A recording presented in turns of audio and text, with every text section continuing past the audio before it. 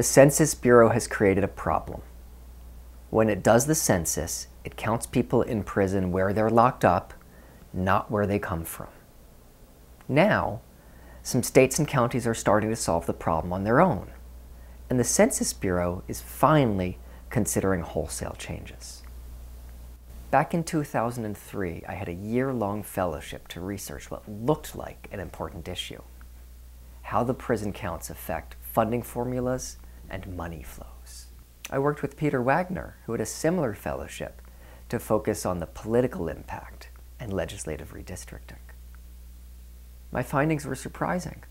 Population does play a role in lots of funding formulas, but people in prison rarely have an effect. Federal funding typically comes in block grants to states, and the formulas are based on population, but it's the population of the entire state. Since most people in state prisons are incarcerated in that state, it doesn't matter where in the state they are counted. They simply count in the state. Other formulas avoid the problem entirely. School funding, for example, is often based on size, but the formula metric is something like pupils enrolled. So the nearby prison doesn't even count. They aren't pupils enrolled.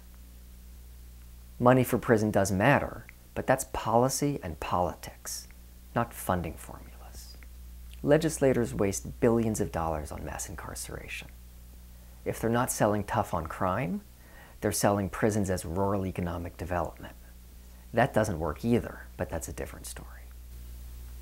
Back to funding formulas and census prison counts. The deeper I went in my research, the less I found. In contrast, on the political impact and the prison gerrymandering, the more we looked, the more trouble we found.